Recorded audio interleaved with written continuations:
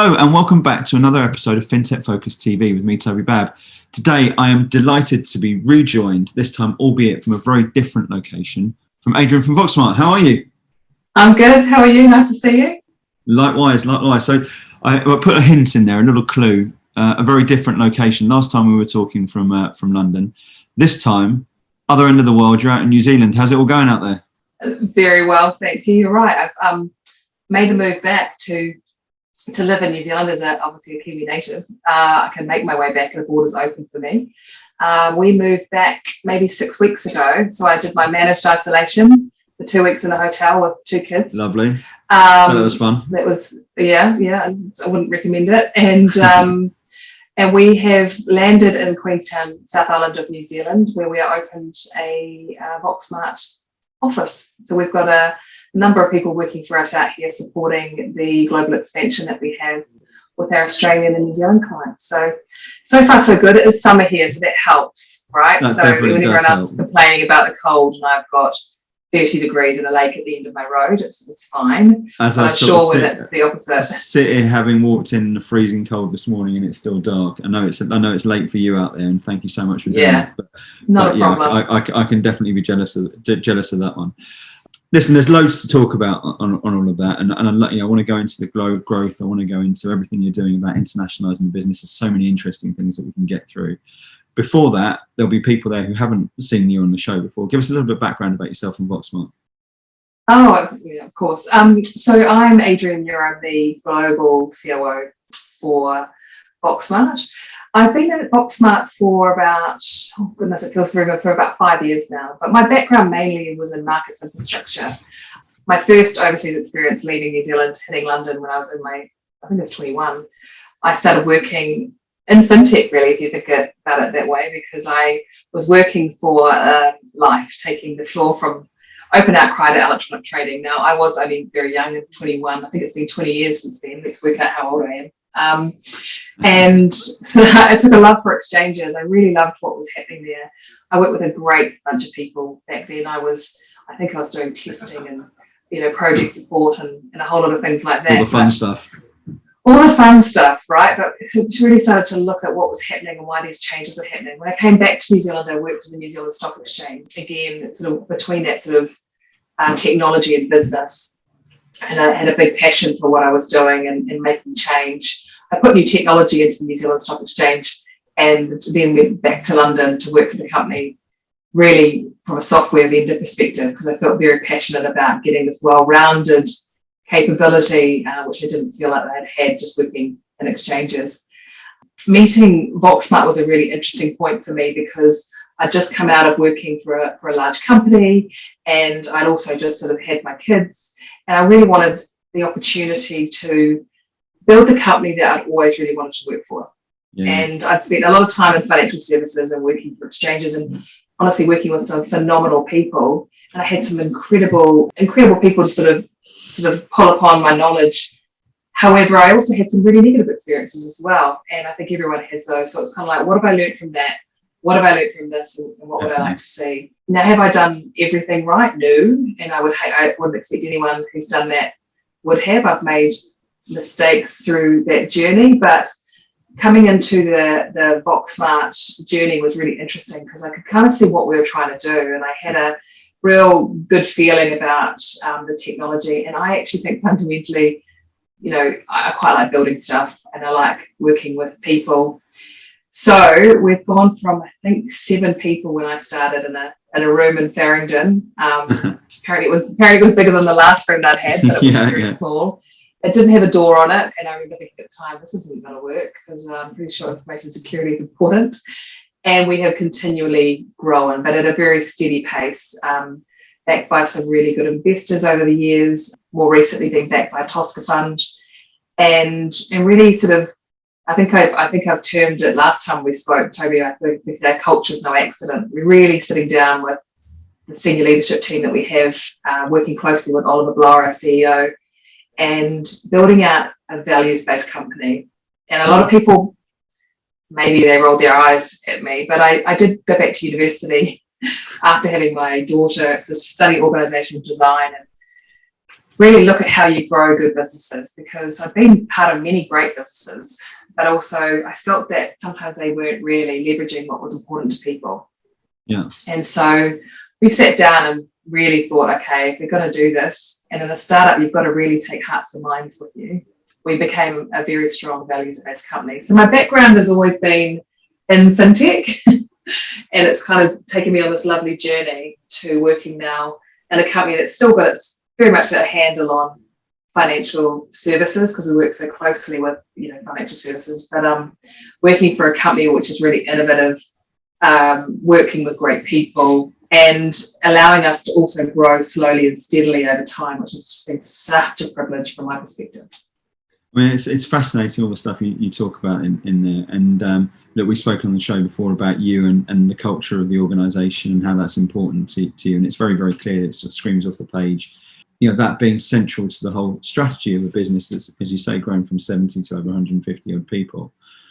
And it's it's a wonderful story to listen to and hear. And what I love about what you just said is it's designed as opposed to by accident.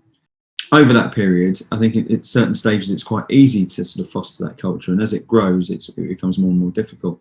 This is another year you've been listed in Financial Technologist, which is out this week, in the list of the top workplaces in the world in financial technology, and I think that's testament to all of the work you've put into this. But with all of that, with that growth, and you call it steady growth, I think in a number of different arenas it would be called pretty spectacular over a 5-year period. You've had all sorts of different things to do that, from teams in Farringdon, 7 people in a room, through to offices now in London, New York, New Zealand, Madrid, Australia, Singapore. That's a very different sort of area. It's also an area where you're talking about people who are dispersed from home at various different stages, and you've ridden those challenges brilliantly. You've had acquisition, which I'm sure we'll talk about shortly as well. So there's a whole plethora of things there that probably needed that degree or that work at university to come into to get that organizational things there. Talk to me about some of the things you've learned from that have really helped you, you're not only just being able to grow, but to thrive as a business and to be able to provide that great service to your customers, to forge that great reputation, and to be able to, not only attract the best, but engage and retain them as well. Great question. And first of all, thank you for having us on the list. It is lovely, and it's definitely not lost on us that it's something that we never thought would happen, and it's really lovely that it has, of course.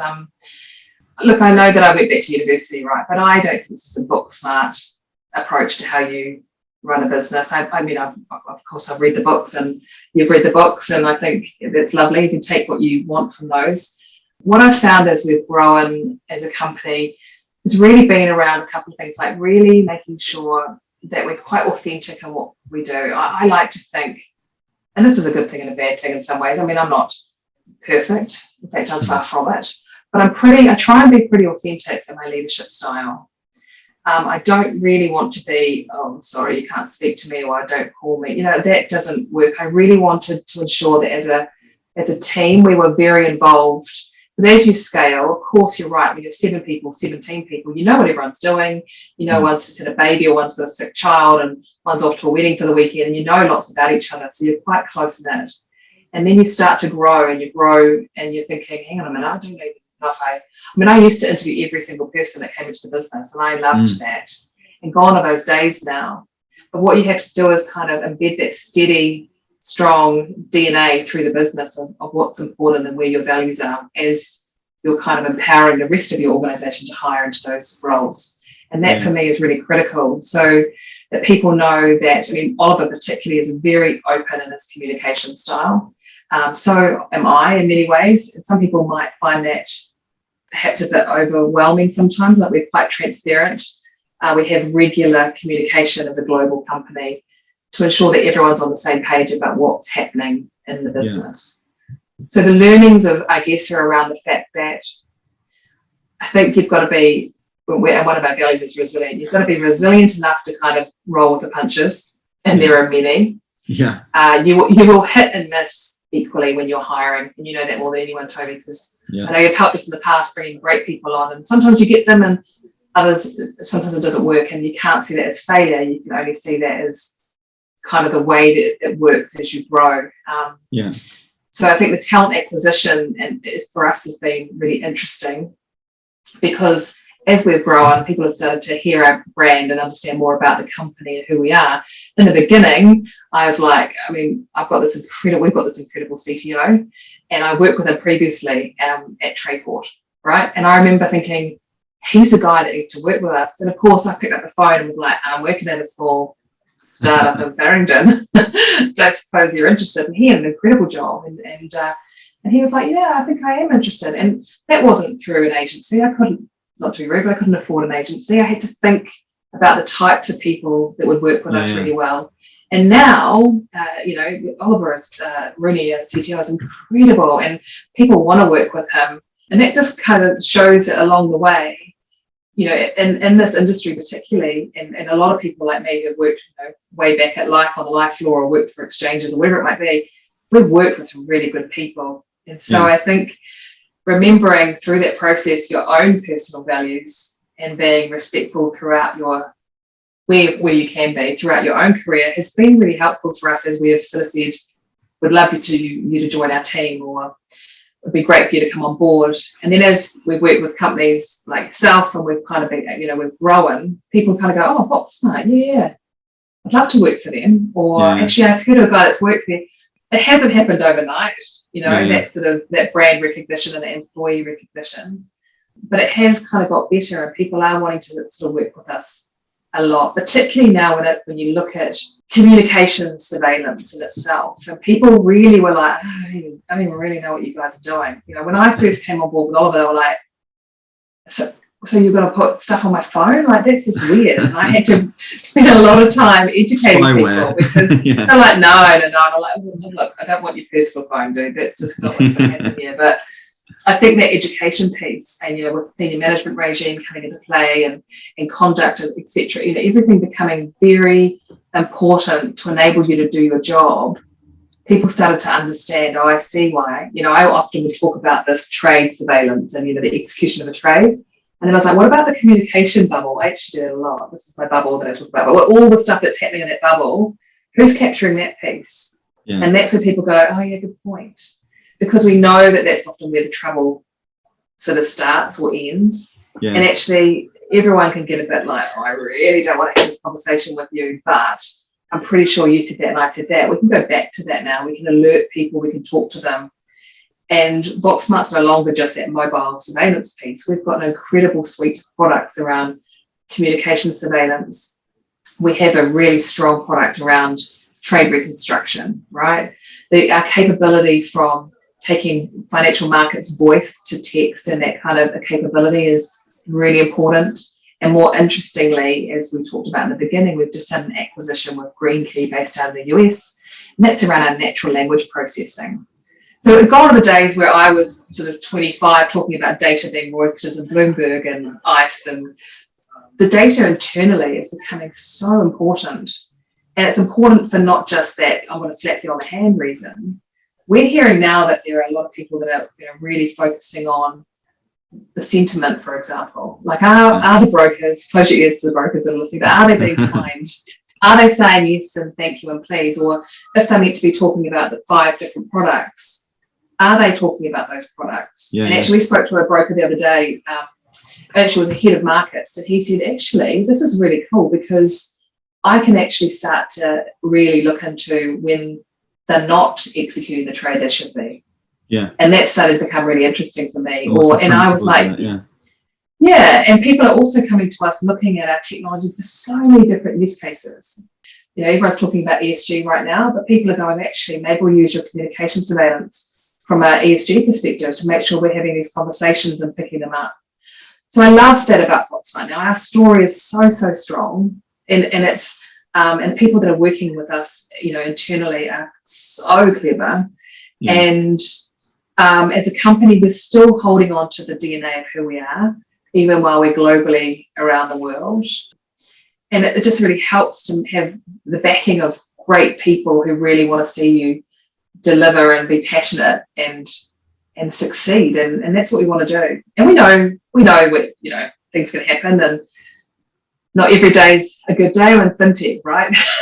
Technology, it can be trying. But I think that's what makes it really cool. And I think that's why people want to work for companies like us. Yeah, and I've been listening to that with a big smile on my face, and there's loads to unpack from what you just said, because I think having spent the last few weeks talking to so many different people about their businesses and how they've made them a great place to work, and we know that as I've said on numerous occasions, is January it'll be 22 years in recruitment in this sector for me, which is a long period within it. But Toby, you must have started out of school. I was. It was a Doogie Howser type thing, but I can imagine. But the whole piece was, this is an incredibly challenging time to find great talent, because everyone is in growth mode, and there isn't enough supply of good talent to go around. Yeah. And so every company we've spoken to is a good company doing cool stuff, creating good stories. And to stand out isn't easy. To stand out as an employer isn't particularly easy. So you look at some of the common themes, because there isn't a silver bullet. No one has got a genuine USP as an employer. They're not going to say something there which gone are the days of sleep pods being the unique thing that no one else is doing in the tech world, etc., or the bean bags and pool tables and all that sort of thing. We're talking here now about a few things that you've just absolutely hit on: the authenticity of the leadership, really strong values, which means something in an organisation, excellent communication and transparency all the way through, passion of the leadership team, cool products that make a difference, excellent tech, great colleagues. This is a tick list that comes up time and time again in terms of what we're seeing. Yeah. The thing that was really interesting when I was talking to the judges about looking at this year's crop has been the judges pointing out the fact that actually it's when you're talking to that individual that, and this is why I think interviewing is so important. And I know that you'll be there in a lot of them, and interviewing everyone isn't feasible all the way through it. But the more you can get people there who are absolutely espousing their passion for that particular product, I think that's the USP. Because I don't think everyone does it. I think people will go through an interview process, and talent acquisition at the moment, post COVID, during COVID, at this sort of stage, it's been a challenge for people to get the very best people into their organisations throughout. And there's networks only go so far. And within that, people who have been reluctant to move, or needed to prompting to move, or whatever it is, they need to hear that excitement and that passion coming through. And every time I speak to anyone in the business, that screams off the page, and I think that sort of story is great. But alongside that, you mentioned there the story, and it's a story I want to move on to a little bit more about at the moment, because there's a big difference, as you say, from running a team of 7 people where you know everyone into a globally growing organisation. I gave the sort of tick list earlier on of Singapore, Australia, New Zealand, New York, Madrid, London, and beyond. And that's not an easy thing to manage. You now got a C-suite that's spread all over the world. I've done a similar sort of thing in the past, but in the past of that, different time zones. You're there in New Zealand talking to me getting towards the middle of the night. They're for you at the moment. And obviously at the same time, you want to make sure that you're there and you're performing at your peak and at your best all the way through that. There is so much opportunity that you don't want to feel like any balls dropping within that. There are challenges around that for you as a C-suite member of a growing team, but also as an individual. It's that everyone talks about balance at the moment and the importance of that, and I completely get that. But it's so difficult, isn't it, when you see this sort of excitement of opportunity. I know I shouldn't have been up at 5:30 this morning and asleep at 1 o'clock, but I couldn't help it because the opportunity. Is that me at my best by the close of play? Possibly not. And I know that you're probably in those sort of things. So talk to us about the benefits, the learns, the lessons, the joy of running an internationally growing business at this sort of scale. Yeah, I think you're right. You've got to have that passion, right? And I think that I was the first person to kind of raise my own eyebrow at the possibility of being, the group COO and moving to New Zealand and thinking, okay, hang on a sec, I've been there from day dot. What does it mean for everybody?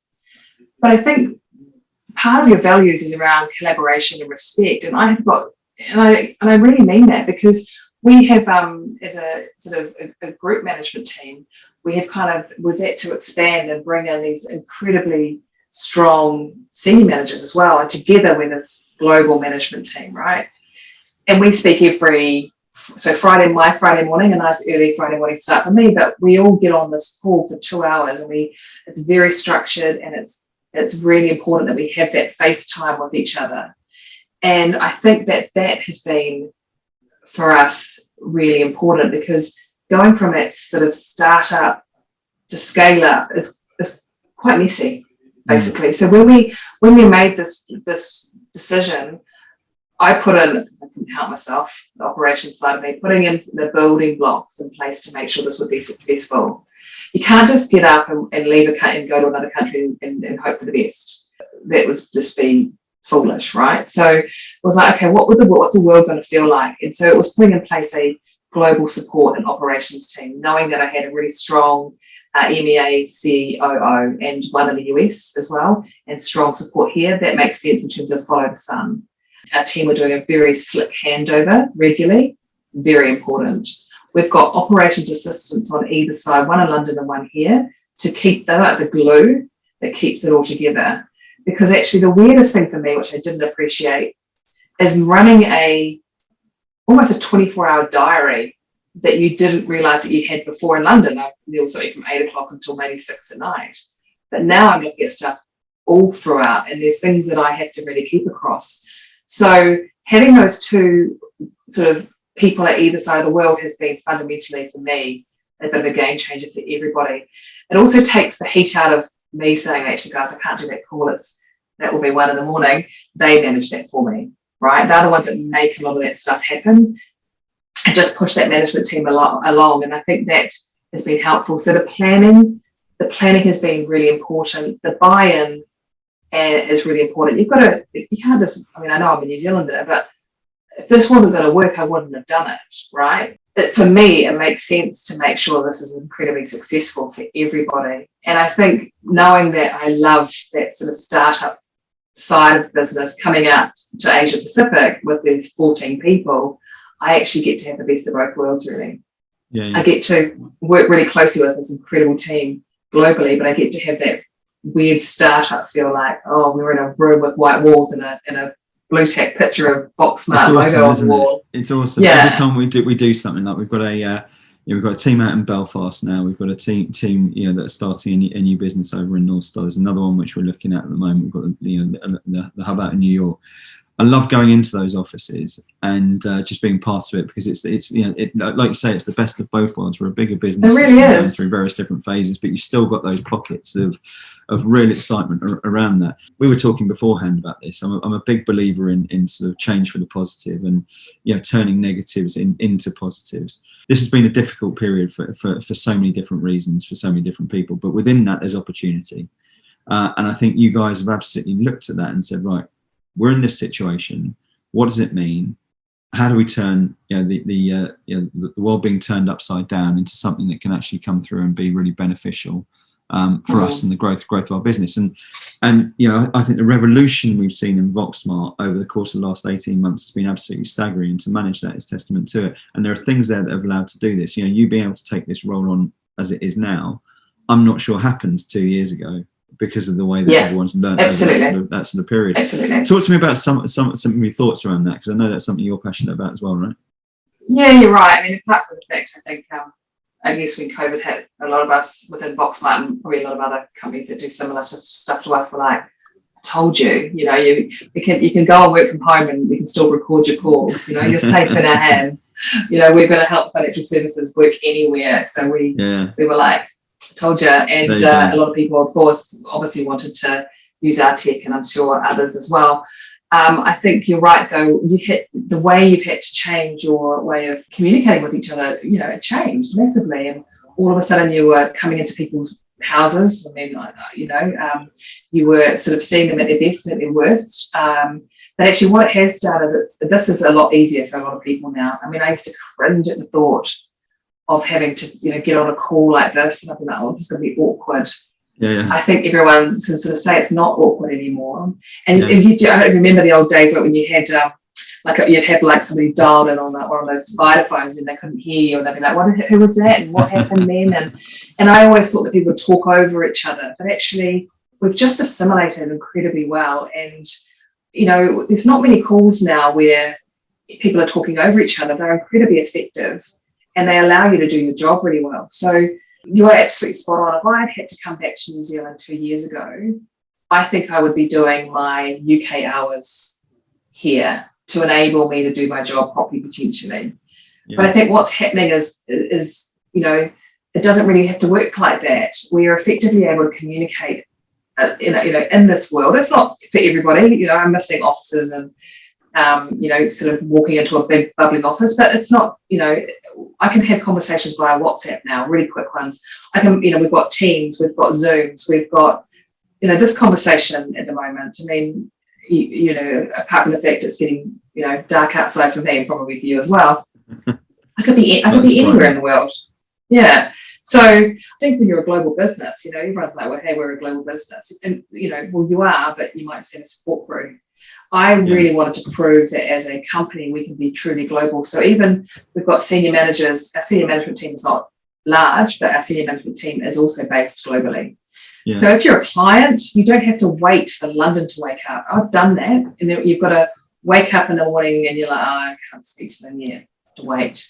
Or you're a person, we've hired a DevOps person out here because that's important. If you're a client based in Australia, and you've bought VoxSmart technology, do you really want to wait until Madrid's up? Or like, no, I wouldn't. And so I think having my voice out here is probably incredibly annoying for many, but I'm like, no, that's not happening. Right? We need this. We're going to grow this business, but we need a support person. If we're going to grow this business, we need a person who really truly understands the way that things work in a different region. Because what I forgot is that, and you would know this from going out to the US, just because we all speak the same language doesn't mean we all communicate the same way. The way that Australians and New Zealanders do a lot of work. I mean, I've never had so many, your network is gold. If you know someone who used to work for the old Sydney Futures Exchange, which I have, he now works for somewhere else, they will be never backwards to help you.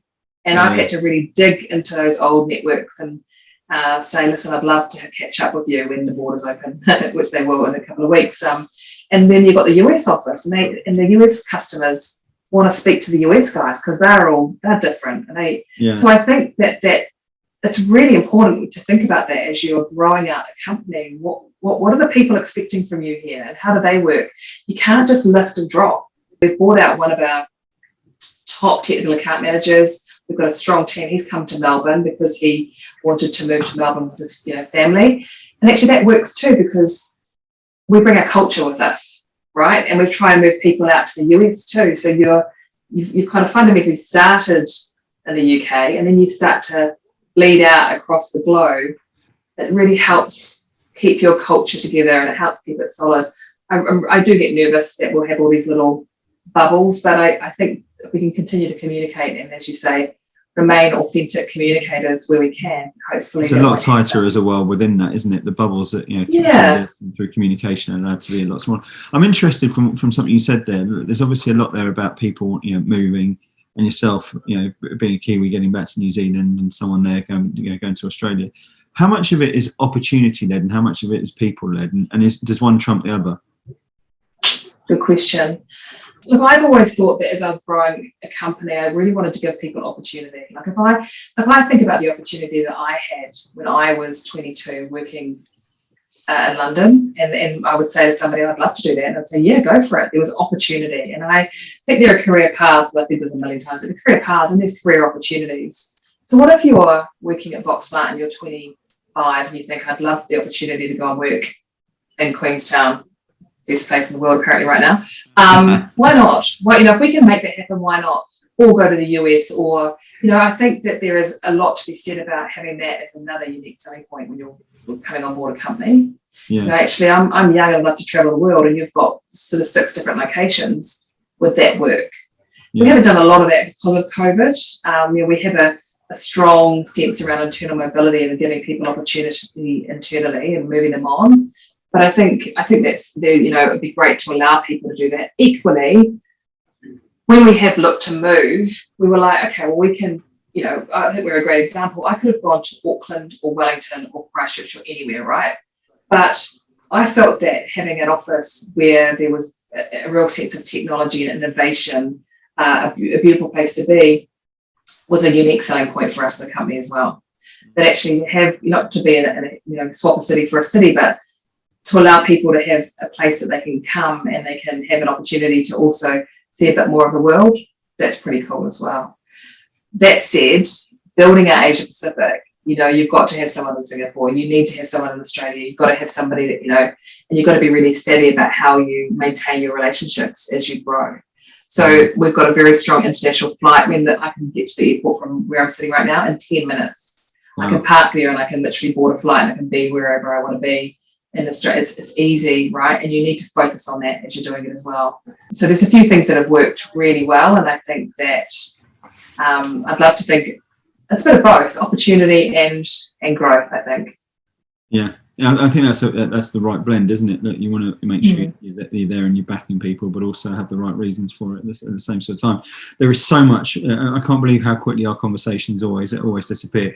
One last thing before, or a couple of last things just before we sign off. I'm going to run slightly over time. You mentioned it previously before, the Green Key acquisition. What does that give you guys? And actually, I'll rephrase that. What does that give your customers? I love this, actually, and I really hope we talk a little bit more about it in the future, actually, because I was just watching my kids the other day with hey Siri, hey Google, right? And I'm just these kids know. I mean, they know everything anyway. And my 10-year-old showing my sister-in-law how to work her iPad today, and she was like blowing her mind, right? but again, coming from that sort of financial markets background with data, right? It's just changing. It's no longer that open outcry that it was 20 years ago. We've got a front office that is full of unstructured data, and it's coming in thick and fast. And VoxSmart's been very much around that compliance, conduct, surveillance piece. And coming across and recognizing the importance of that natural language processing for us has been really important. It's given us a slightly different focus, I guess, when I think about the fact that we're going to be going into that front office and speaking to traders, but the technology, first of all, has been proven and it's being used as we speak with some of our really large banks in the US. We've spoken to a lot of the clients that we have who are incredibly interested. Back to the story, they're like, we're talking about trade reconstruction and compliance and what we're going to do with your e-coms, and then we're talking about what you want to do in the front office. That becomes quite interesting. And one of the guys said the other day, and I'm sure you've heard this as well, they used to hire graduates to write everything down on Post-it notes that was coming through on all these data points. So ICE Chat was going and Bloomberg Chat, and they were like, write it down. And I get it, right? Like, they don't want to miss a thing. Like, why would you? And God, this is why I was never cut out that front office. Just the thought of it gives me anxiety, right? So how can we change that for the way that we want to make sure that we're making those changes. And bringing on the Green Key technology for us was just fantastic. And for us, the future is bright, right? We're talking to people about this and they cannot wait to get in front of us. The technology's there. We can roll it out. We can talk to people already about it. So that real-time transcription, it's a real focus for people. And, because it's so cool, it understands the financial markets lingo, right? Like, it's all very well for my kids to say, play the Beatles, because everyone will know what that is. Financial markets, as we know, is really tricky. But the technology that we use actually gets, we don't have to hire a whole lot of data scientists because the front office guys are actually bringing it up and they're making the adjustments and changing it as they speak. So when we hear, I use this example all the time, and everyone's very rolling their eyes, but when you hear spread and it comes up with bread, they just change it. They backspace and put spread, and they'll put it in there, and it will update. And that machine learning is then set. So the next time they hear spread, it'll come up with spread. Isn't it? It's so clever. Yeah, I mean, I wouldn't dare try and explain this to my mother, and I think it probably blows a lot of people's minds. But it's so important, and I think that we can provide so much more than just surveillance for these firms now, and I think that that's exciting for them as well, because we've all sat on that side. Well, a lot of us have sat outside on that side of the fence, and we don't want to have 15 different vendors. We want to work with a vendor, strategically work with vendors, and we want to be that vendor. So we know the problem we're solving. We get it. This is what we're doing. Here's our story. Let's work with you. And so that's the cool part of what the Green Key story is doing for us at the moment. Incredible. Well, look, I can't wait to see how that transpires. I'm sure it's going to be nothing other than a enormous success, as everything you guys have touched recently as well. So look, this has been a great story of positive change. There's loads and loads of things we've unpacked there. I feel like we could be doing another hour's worth of this and still not touch the surface, but I'm also cognizant of the fact that you've got to get some sleep at some stage. So as always, it is an absolute pleasure. I'm so pleased that the move's gone well, and you're Thank you, settling Toby. in, and welcome home. And Thank you. I can't wait to hear about what's happening next when we have you back on the show in the new year. Wonderful. I can't wait either. Thank you so much for having me, Toby. Absolute pleasure. Thanks for doing it. And thank you all for watching. We will see you soon on another episode of Fintech Focus TV. Thanks a lot.